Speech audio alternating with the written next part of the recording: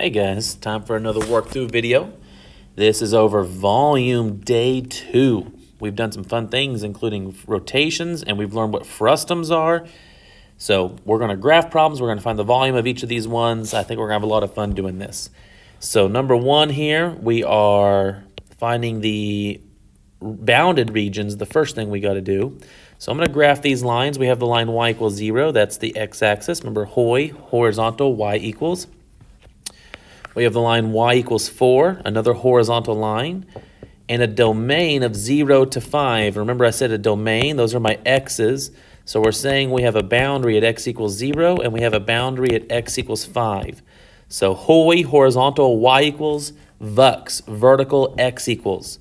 So x equals 0 and x equals 5 are the vertical lines. And what we're going to do, this, at least what I'm going to do, is trace the bounded region, the region in between all 4 lines, and then erase the extra so that I can see it a little bit better.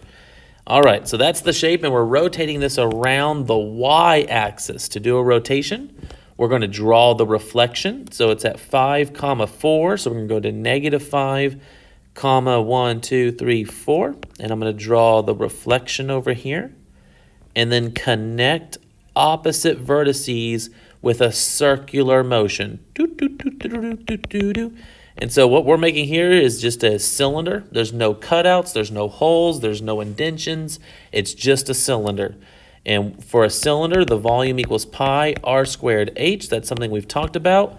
For this problem, the radius would be 5, and the height would be 4. So we have r equals 5 and height equals 4. So the volume equals pi times 5 squared times 4. 25 times 4 is 100 pi. And that's our answer. Good deal. Find the exact volume of the resulting solid. We got to graph a few things once again. So I'm going to get that going. We have 1/2 x plus 6. So we start at plus 6. That's up 1, right 2. Up 1, right 2. Up 1, right 2. We can also go down 1, left 2. Down 1, left 2. And we can keep going in both directions forever. All right, something like that. We'll see if we need more of that line later. We have y equals 0. Y equals 0 would be the x-axis, horizontal, y equals 0. We have x equals 0 and x equals 4. So here's x equals 0, and here is x equals 4. So once again, I'm going to trace the bounded region. See what we got here. And erase the extra. All right, so that's what my shape looks like, and it says I'm going around the x-axis this time. So I have 0, 6, so I'm going to go down to 0, -6. I have 4, 8. I'm going to go to 4, -8. I'm going to draw the reflection,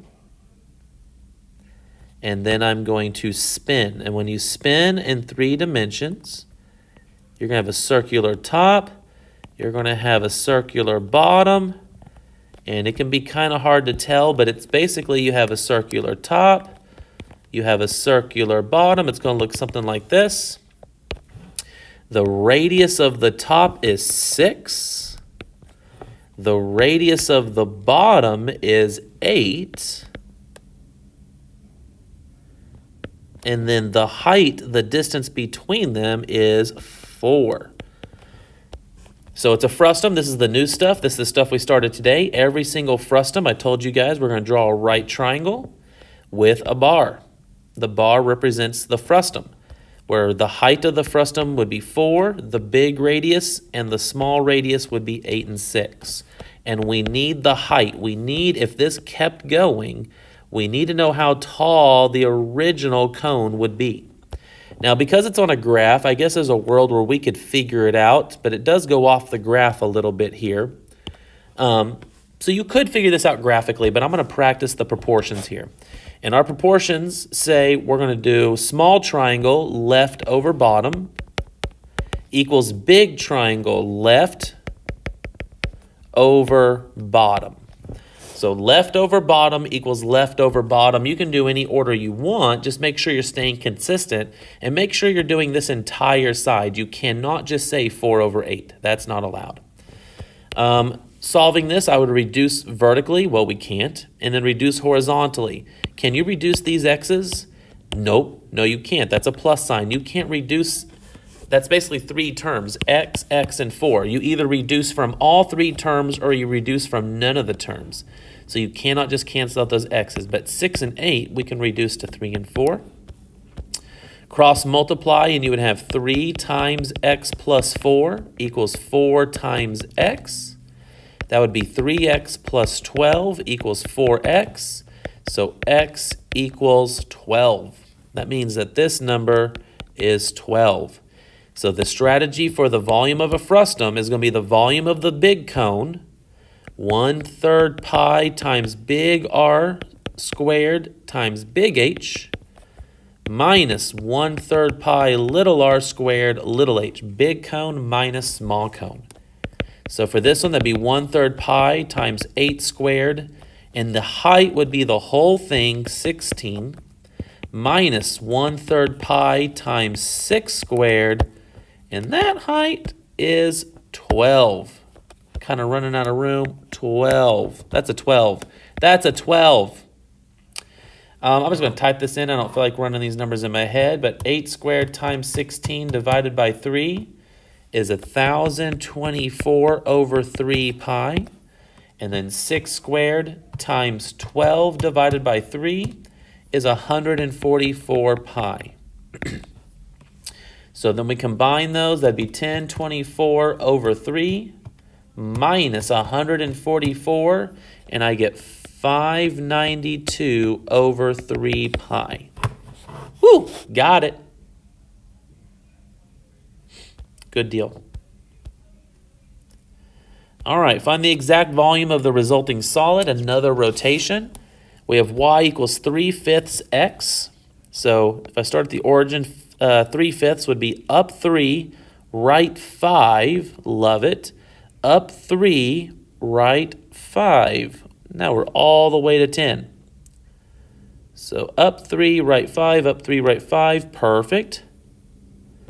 Y equals 0 is the horizontal, oh, yes, sorry, I messed up for a second. Y equals 0 is the horizontal axis, and the domain is 0 to 5. So x equals 0 and x equals 5 are the cutoffs. So what section is in between all of these things? Just this small triangle. That's the only thing we're working on. Erase the excess, and we're going around the y-axis this time. So that's at 5, 3. I'm going to go to -5, 3. I'm going to draw the reflection. And then we are going to connect it with circles, opposite vertices. We're spinning. We're spinning, and we've done a picture like this before. This is a cylinder with a cone cut out of the cylinder. And if it helps, if we erase some of these solid lines and put them back in like as dotted lines, if that helps you kind of see it, I don't know. But you have a cylinder with a cone removed. So we're going to do the volume of the cylinder and subtract the volume of the cone. That's going to be pi r squared h minus 1/3 pi r squared h. And if we look at this picture closely, we can see that the radius is going to be 5 and the height is going to be 1, 2, 3.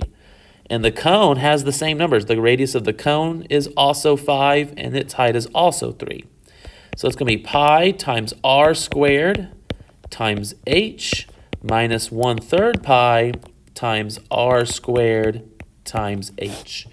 Or if you remember, if they have the same base and the same height, how many cones could fit in the cylinder? It would take 3 of them. So if one of them is taken out, don't we basically have 2/3 of the cylinder left over, right? Don't we have like 1 minus 1/3, which is 2/3? You could think about it that way. Might be hard to do, but you can. So this would be 5 squared, 25 times 3, that'd be 75 pi. Here, 1/3 times 3 cancels out, so 75 pi minus 25 pi for an overall answer of 50 pi. That was a lot of fun. Next one coming up. This one is a challenge question for a reason. We haven't really done anything like this. The first thing I'm going to do is draw this line, this axis of symmetry, y equals negative x. This is the line y equals negative x. That's what we're reflecting over. I'm going to graph the rest of it here. So we have y equals negative x plus 6. I'm going to start at 6. Down 1 over 1, down 1 over 1 is going to land me at negative... is going to land me at negative 6. Or sorry, it's going to start at 6 and end at 6 on the x and y axis.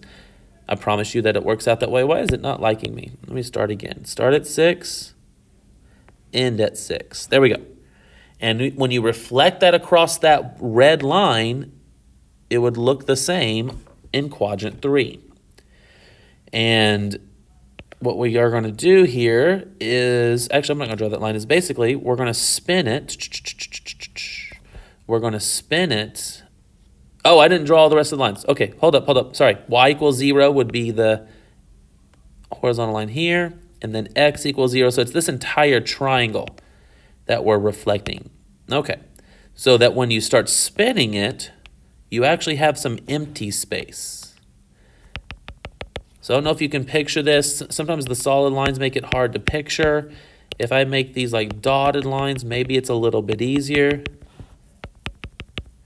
But what we have here is a cylinder with 2 cones removed. There's a cone gone. There's a cone gone.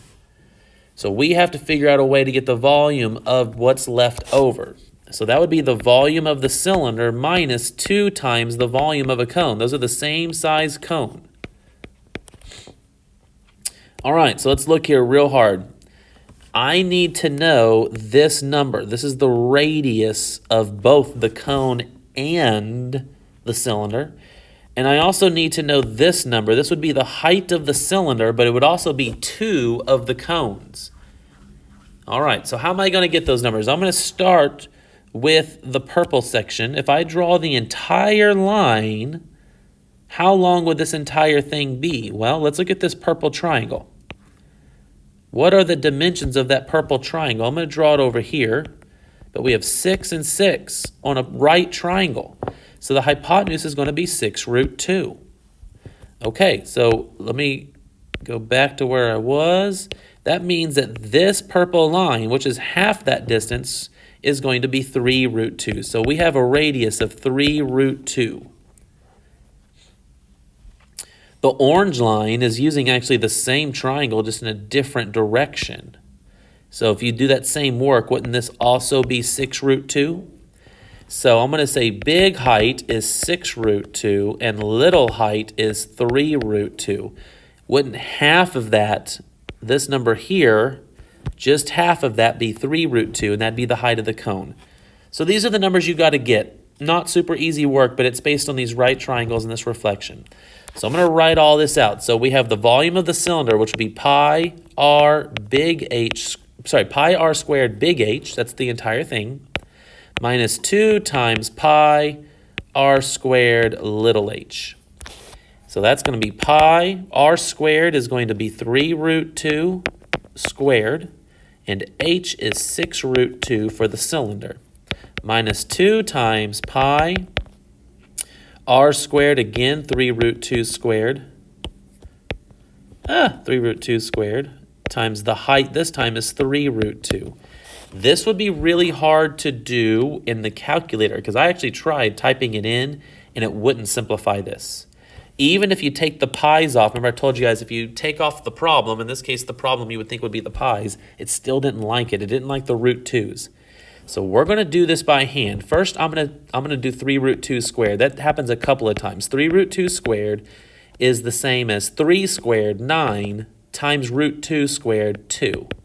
So that's 18. So anywhere I see 3 root 2 squared, I'm going to change that to the number 18. That is 18. So over here, what are we left with? 18 times 6 would be 108. There's a pi and there's a root 2. I did 18 times 6 to get that done. Minus over here. 2. Oh, I forgot the 1/3. Woo, that was close. That was close. That was close. A cone is times 1/3. Let me do that at the end. All right, over here. Well, 1/3 times 3 just cancels out. So I'm left with 2 times 18. That would be 36. And there's a pi and a root 2 there as well. So what we're left with is 108 minus 36, 72 pi root 2. These are like terms. They are both in terms of pi root 2. So it's 72 root 2 pi. Same thing. Same thing. That's a hard question. It's a challenge question for a reason. All right, a hollow rubber ball has an outer radius and inner radius. If I look, I had a picture of this pulled up earlier. I don't know where I had it. So, hollow rubber ball.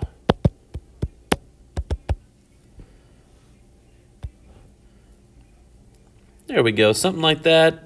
I don't know if there's any of these that are like cut in half. I don't know if you can kind of tell. But like there's an inside radius and an outside radius. Like the inside's hollow. The inside is hollow. That's not a good example. Trying to find one that's a little bit easier to see. Probably should have Googled like tennis ball cut in half. I don't see what I'm looking for. Not a big deal. The picture here's a pretty good one, honestly. But the inside here is hollow. There's nothing there. So there's an entire sphere of nothing going on.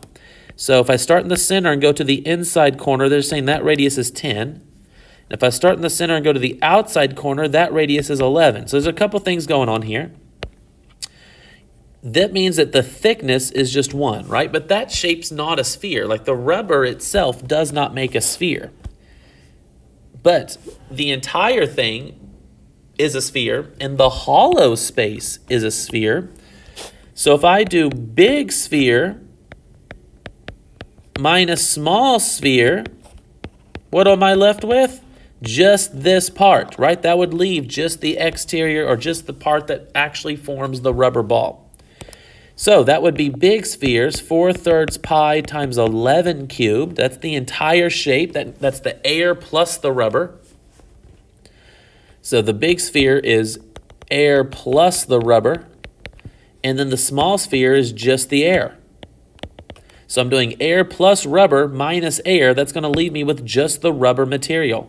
So that's going to be 4/3 pi times 10 cubed.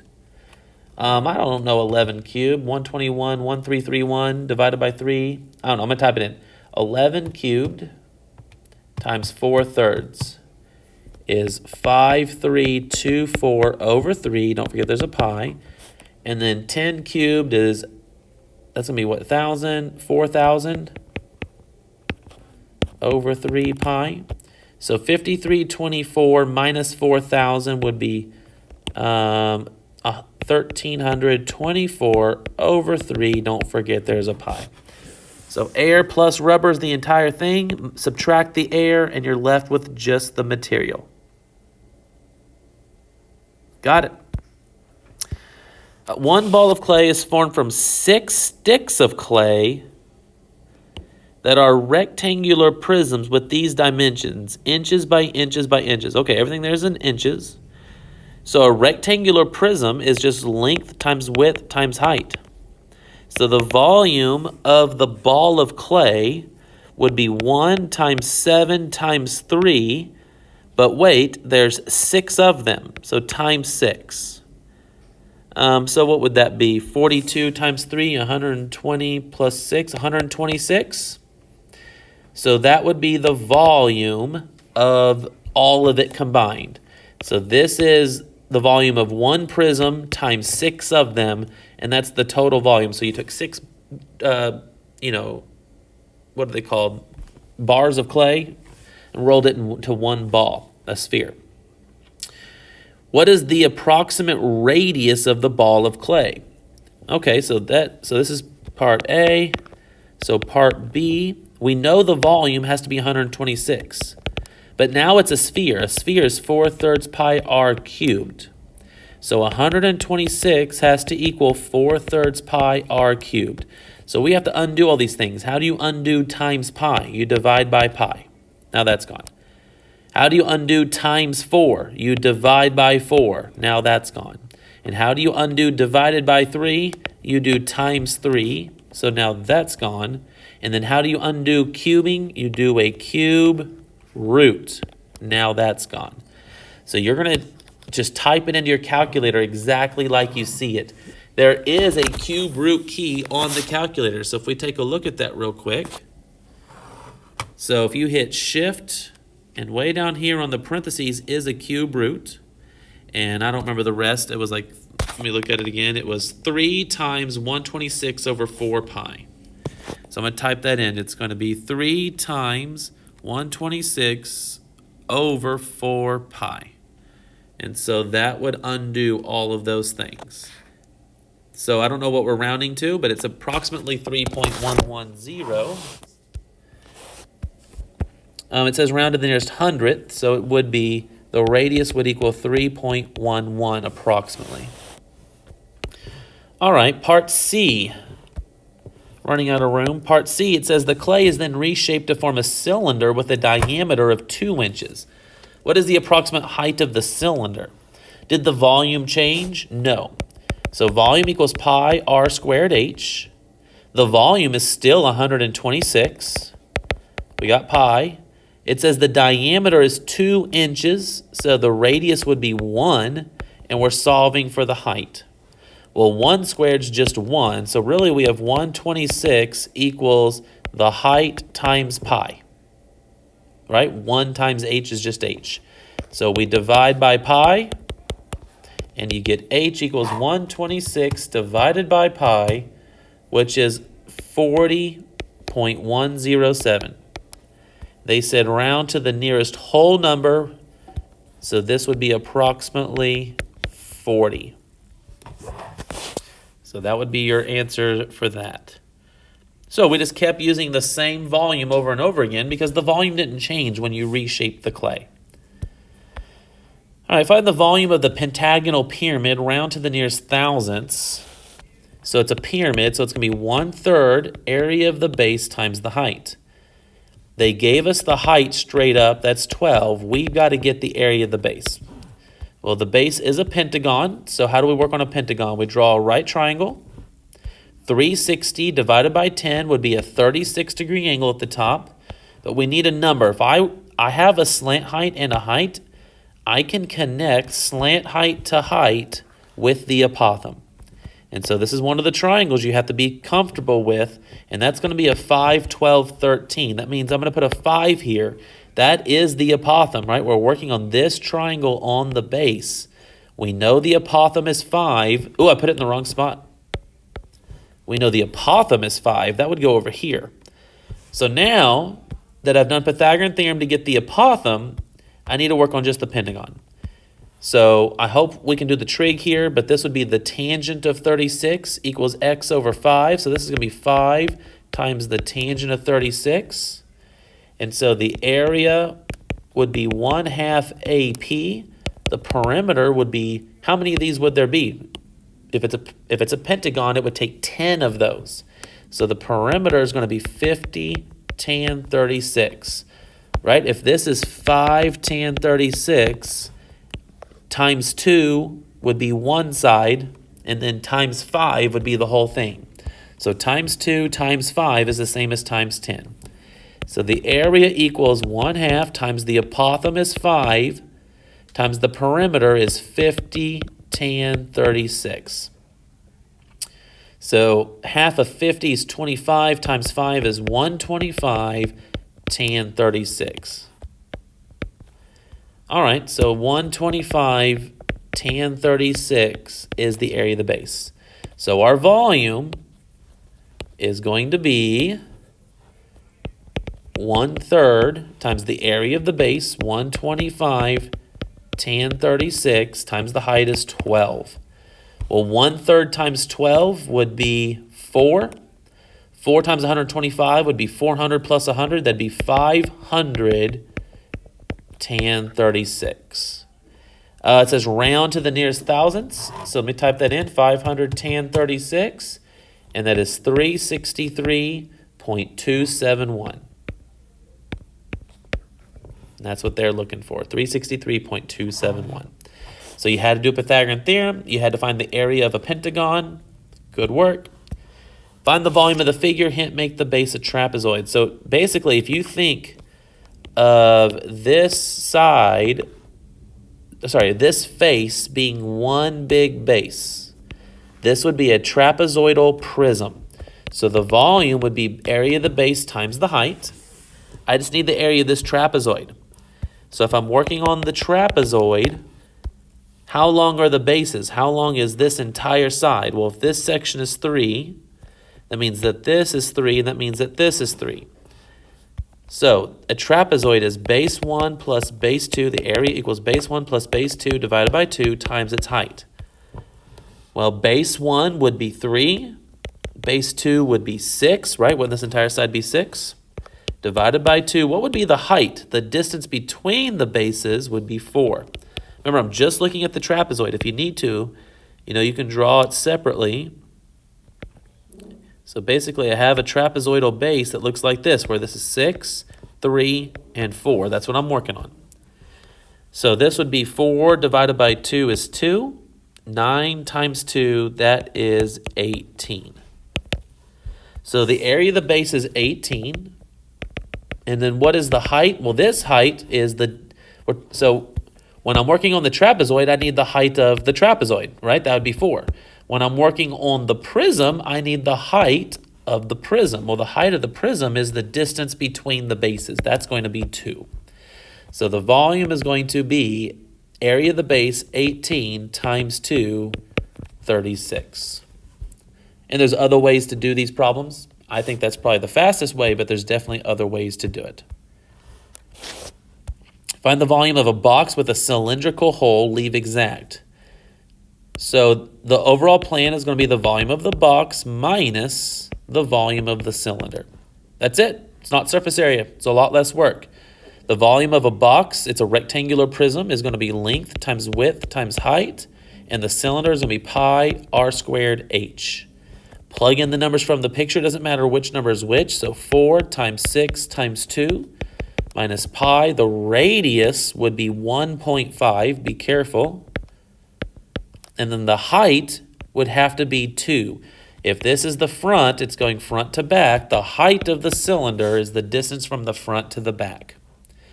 So this would be 48 minus 1.5 squared is going to be 2.25 times 2 is going to be 4.5. 4.5 pi. And it says you may use fractions or decimals as necessary, but no rounding. For example, 5/4 could be typed either way. So you can type it in like this or like this. Those are the same thing. All right, one more question. It says a fish tank has a rectangular base that is 1 by 2 by 10 inches tall. So let me just grab an image real quick. I need a rectangular prism here. Rectangular prism. And I'm just going to steal an image just so I have something that I can use.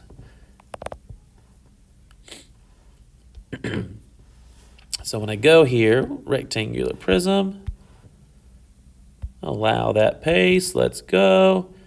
Got myself a nice looking prism to work with now. Okay. And it says that the base is 1 feet by 2 feet and 10 inches tall. I know. I should care about units more. I do care about them. I do pay attention to them. I don't always write them. But these are different dimensions. It doesn't give, we don't actually have to pick. So we do have to pick. But they don't tell us whether to use inches or feet. But I see inches again. I see inches again. I see inches all throughout this problem. So I'm going to convert these to inches. This would be 12 inches, and this would be 24 inches. So the base is 24 inches by 12 inches, and the tank is 10 inches tall. Right now, the water level is only 8 inches high. So this distance would be 8, right? So we're filled in 8 inches high. So that means there's 2 inches left over, basically, right? All right. Sarah has purple, pink, and green marbles she is going to put at the base of the tank. So marbles are code for spheres. Marbles are going to be like balls, and she's putting them at the base of the tank. The marbles have a radius of 4/5 of an inch. So the volume of the sphere is 4/3 pi r cubed. So that'd be 4/3 pi times 4/5 cubed. Okay. How many would it take to raise the water to at least 9 inches high? That would be 1 more inch. So let's work on the prism.